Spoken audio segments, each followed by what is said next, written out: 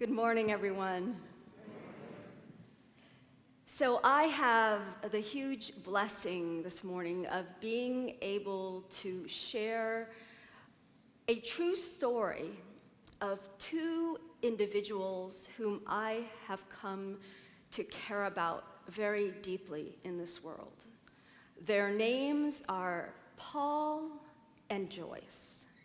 Now, I'm sharing these details, of course, with their blessing. Paul and Joyce are a couple, and they have been married. They will have been married this September 49 years. 49 years, that's a long time. That's maybe just a little older than I actually am. So they've been married longer than I've been alive, right? It's true, just a little bit. Paul now, when he was born in the 1940s, was born with a heart condition known as aortic stenosis. And what this means is that the valve in his heart was narrowed. So there were problems just pumping blood through his heart, and of course then pumping blood into his organs, his body as a whole. Back then, there was no cure for this condition. And so all the doctors could do was say, don't engage in strenuous activity. And so for the bulk of his early life, Paul always monitored how he showed up in the world, being very careful with the level of physical activity that he engaged in. But then when he reached age 37, technology, medicine had changed. And so at age 37, he had open heart surgery. And they put in his heart a new aortic valve. So he has this valve in his heart. And from there forward, thanks to doctors, medicine, and technology, Paul was able to lead a significantly more active and robust physical life. Now, all was well for several decades in Paul's life. But in the year 2016, he contracted pneumonia. And when he was hospitalized as a result of having pneumonia, they found that he had a complete heart failure at the time. And so, 2016, this happens to him. And at first, the doctors try their best to medicate this condition. And so that's what they're experimenting with for a while. But then recently, in just April of this year, what happens is they discern that Paul might be a candidate for this new technology that's called LVAD, left ventricular assist device, LVAD. And they say you might be able to qualify to have this thing that goes in next to your heart and helps your heart and helps your valve pump. And so they thought, wow, this is a wonderful possibility. While he's there, though, they said, and by the way, that now 37-year-old valve that you had put in 37 years ago is bad. And so at the same time we'd like to do this LVAD procedure, we need to give you a whole other aorta. And so this was the proposal. Now, Paul and Joyce, having been together all these years, knew that this was a very important decision for the two of them to make prayerfully together. Because Paul, at this point, is 74 years old. And so there's a question, right, of the possible risk of this. There's the uncertainty of going forward without these procedures. And then there's the uncertainty and possibly very dramatic change in Joyce's life of going forward without Paul at all. And so this is the question that this couple faced in April of this year. And through prayer and other support, they finally came to an inner certainty for themselves and a peace around this decision. And together, they decided, yes, we're going to take this risk and move forward and allow these surgeries to take place. Imagine finally coming to a decision as important as that, and then going to the hospital, and then having the team tell you, well, the surgeon's not here today. We're not sure where he is. He's very busy. And we'll move forward, but we don't know exactly when. So they came to an inner certainty only to face additional outer certainty. May goes by and no word about when the surgery would happen. June goes by and no word. And if I were them, and I know this was true for them, I would start to wonder, how important is the surgery anyway? You know, if they're not prioritizing it, and do we really need this anyway? So greater uncertainty cropped up for them around even the necessity or importance of the surgery, or whether Paul could live without it. And so I'm going to put a pause on this story and not share the rest of it with you quite yet, and take a moment to ask each of you here about your relationship with uncertainty. Today's topic is thriving through uncertainty. So my question to each of you begins with this: what are the main issues of uncertainty that are alive for you today? What are the questions that loom in your heart that might tend to keep you up at night, that might tend to cause you to pace a little, to fret, be concerned? What are the matters of uncertainty that are most alive for you? Second, I want to explore the question with you today of how you handle uncertainty.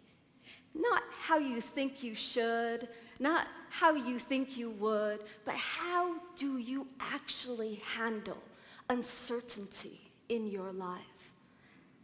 And then finally, we'll explore an invitation that even if you handle it with a certain degree of thriving in your life, perhaps there's a way in which you could thrive even more through the inevitable aspect of life that is change and uncertainty. So first, I'll invite you to take a moment to turn your attention within, to consider for yourself in this moment what's most alive for you when you consider uncertainty. Because for some of us, it is like Paul and like Joyce, right? That it's a medical condition, physical change that impacts either our own body or being, or that of someone dear to us, someone we love, someone we're deeply connected to. So the uncertainty could be a physical matter, a medical matter in your life today. But for some of us, the uncertainty that plagues us is the uncertainty of relationship.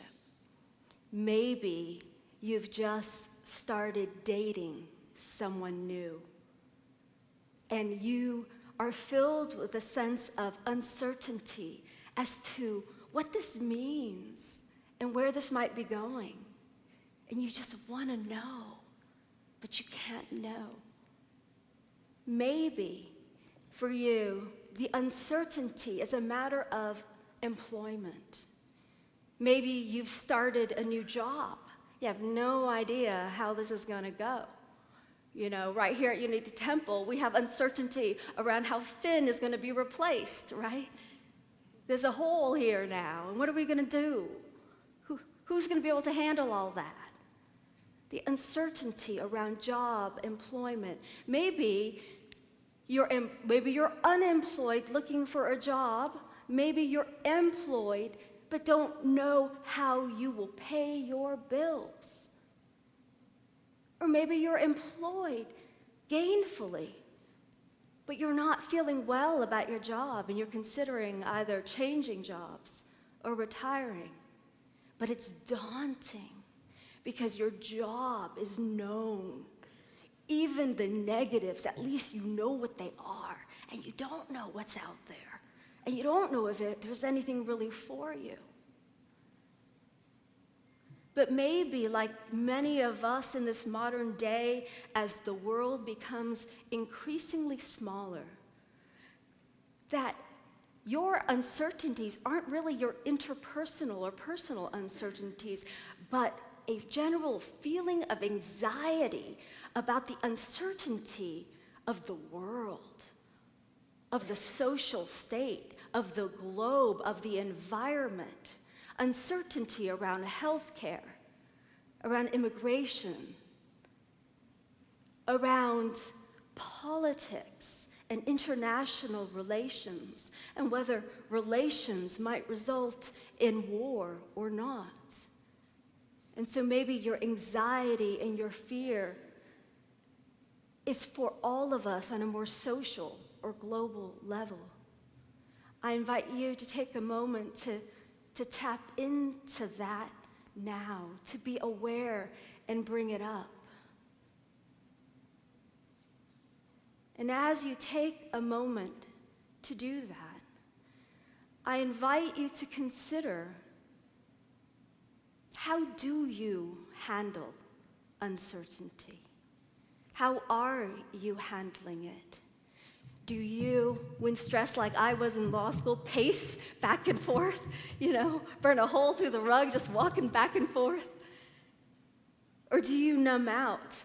Television, smoking, drugs, alcohol, food, overeating.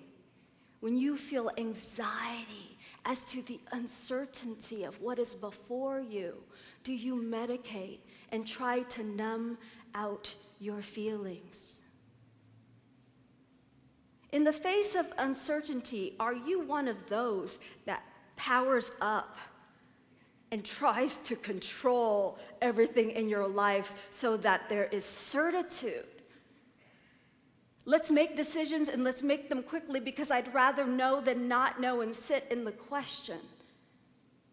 I can tend to be a little bit like that, and so I was a little humbled when I read the Buddhist monk Pema Chodron's words, and she said this about the need for resolution. She says that too often we all, in our discomfort with facing fears and dealing with uncertainty, we try to force resolution.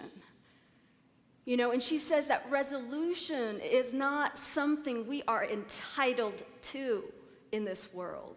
She said, in fact, we actually suffer from resolution. And by that, this is what she means, her words. As human beings, not only do we seek resolution, but we also feel that we deserve resolution. However, not only do we not deserve resolution, we suffer from resolution. We don't deserve resolution. We deserve something better than that. We deserve our birthright, she says, which is the middle way an open state of mind that can relax with paradox and ambiguity. An open mind that can relax with paradox and ambiguity. In the book, Canoeing the Mountain, Christian Leadership in Uncharted Territory, written by Todd Bolsinger, the huge uncertainty as to the future of church is addressed. And we have the blessing of having, thought I saw her walk in today, Reverend Donna Johnson, the head of Unity Worldwide Ministries, as part of our congregation.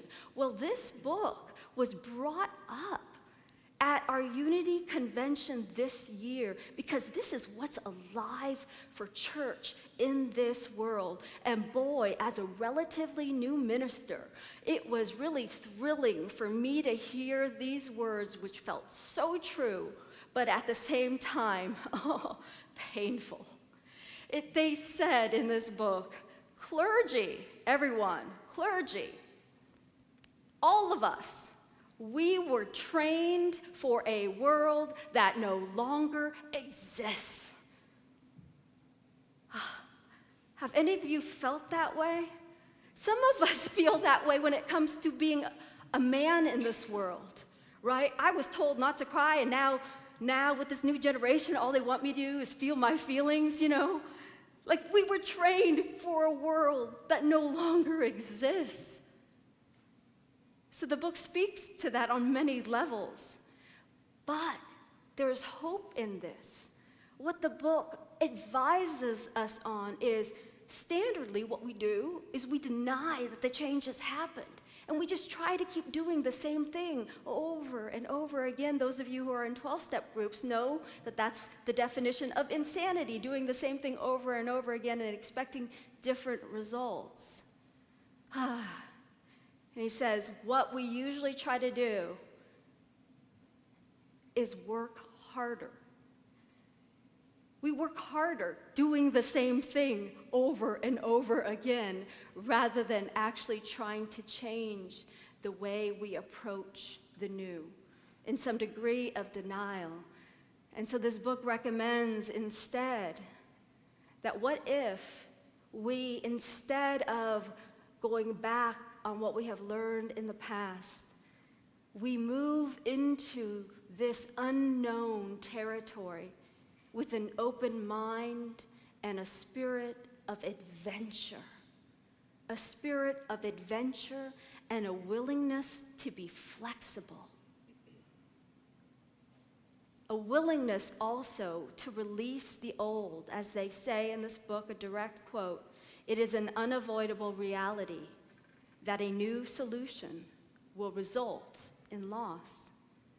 To be able to bear all of that. And so in this day, the importance of, yes, being able to feel our feelings of fear and anxiety rather than trying to medicate them. Because all the futurists, all the great thinkers of our day say that today the world is changing at an exponential rate, that what we knew before we will not know in the future. And the basis of the book, Canoeing the Mountain, is essentially this. It's based on the story of the Lewis and Clark expedition. And in that expedition, the territory that was known was like rivers. And so what did they have? An awesome canoe. They had a canoe. But what happened as they journeyed westward? These folks encountered mountains. And so they found themselves with a canoe trying to canoe the mountains. And you can make the best and prettiest and fastest canoe, right? You can work hard pushing that canoe, but it's not the right piece of equipment for navigating mountains. So I invite us to consider in what ways we've been stubbornly polishing our canoes as we try to climb the new mountain terrain of the unknown, of the wilderness. And in church in particular, I want to note that here in Sunday service, there is an implied but perhaps not explicit recognition that the future of church is not merely Sunday morning service anymore. That things have changed. That some of you who have been here for decades might have seen a shift in attendance here and might feel saddened by that loss. And that sadness is very valid, legitimate, and proper. But I also encourage you to look into the weekday and see the ways in which church has not gone away, but moved into classes and small groups, environments that are different. And I know that for some of us who have been doing church for this many years or decades, the idea of going into a drum circle is like going into the wilderness, right? Where people have tattoos and things like that. You know, there's a foreignness about it. But instead of being, this is what we do, there could be a spirit of adventure, of flexibility, to understand. And that's where I'll bring us back now to the story of Paul and Joyce, and how for me, watching them live their lives modeled for me more than any book could what it means to operate in the terrain of the unknown and to be willing to be flexible, take risks, go totally out of their comfort zone. That age group in their 70s, trying new things. And so, Paul and Joyce are actually members of this congregation. And I share their story specifically for several reasons, one of which is so often, we hear stories about the Buddha, about Jesus, about people we don't know. And sometimes these stories can be very idealized and far-fetched, But we're talking about someone who sits basically right over there next to their friend Linda right there.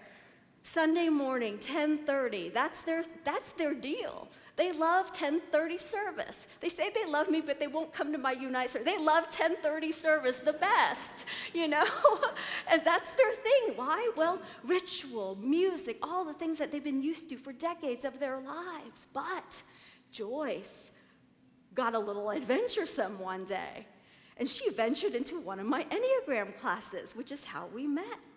And then she started going to the Thursday CPE, Contemplative Practices, and the Enneagram practice group, which is about 20 of us on a Thursday afternoon doing meditation for 20 minutes and then deep sharing. This was way out of her comfort zone. And so at first it was just Joyce, and she came and she built these new relationships. But she also deepened her practice. Beyond just sitting and listening to someone talk at her, she was starting to engage her spiritual journey in a fresh, deeper, and new way, and this was starting to change her. And so her habitual patterns of being the caregiver who gives to the point of resentment started to shift in relation to her husband. And then as her husband sees, this is good stuff happening to my wife, and I still really just like 10:30 service, but I'm open now because, my wife checked it out. Paul started coming. And keep in mind also that they had been coming to Unity only about 2 or 3 years now, which is why some of you may not know them. They're quiet, only 2 or 3 years, and they became members in April of just last year. In their 70s, doing something new, right? And so they started coming to class and meditating together. And this is where I began to learn about their journey. And this is where I started to see and hear stories that, again, I have had the blessing to be able to share with you today about how Things are happening for them that look exactly the same as the things that happened 37 years ago when they did the surgery before. But they have been transformed. They are different.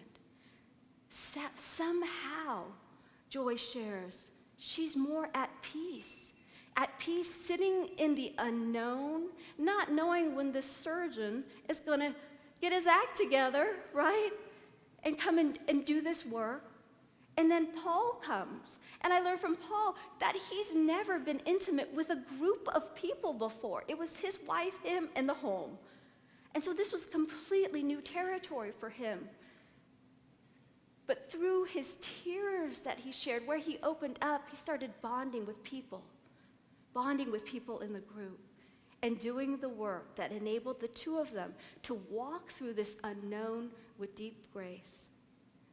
And I am overjoyed to be able to share that finally, Paul was able to enter into surgery just this past week. And the surgery was so successful that the cardiologist said that Paul's recovery, that he broke records in his recovery from the surgery. He was so positive, so faith-filled. And one doctor that walked into his room, his hospital room, actually looks at him and says, "Dang, you look better than I do," he said. And yesterday, my husband and I and two congregants, John sitting right here, and a little boy named Cody, came and visited him. Of course, my husband played music, which is the biggest healing thing you can do. I sat next to Paul and I held his hand. And he looks at me with tear-filled eyes, tears of joy, I would assume. And he said, "You know what? I was peaceful through the whole thing." He said, when I was lying down and looking up, like getting ready for surgery, lying down, looking up, and I saw the lights, he said, "You know what I thought? That's the light of God." And when I looked around at the equipment and how everything around me in the surgical room was powered, I thought, that is the power of God. And then his wife Joyce jumped in and said, "Well, we never got to the presence of God because then Paul fell asleep at that point." The meds knocked him out. But I said, "That's okay. We'll call it the slumber of God." So in that moment, Paul modeled what it's like to thrive in the midst of uncertainty, not knowing if he would get up off that table afterwards, right? Profound and amazing.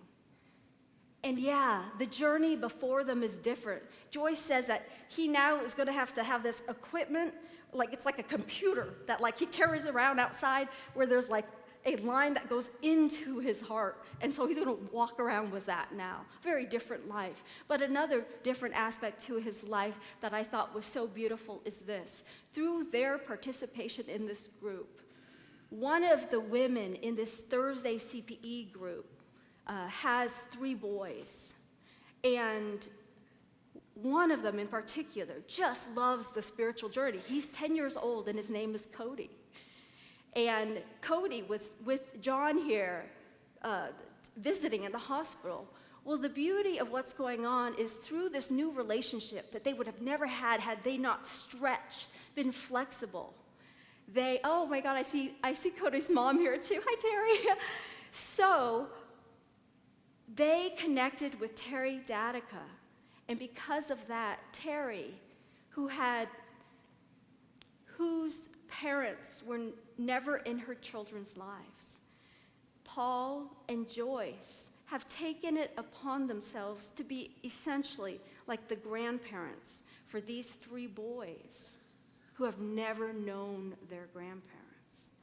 So this is unknown terrain for a lot of people as they venture into this. Cody insisted on coming to the hospital to see Paul, and he sat and held Paul's hand for a while.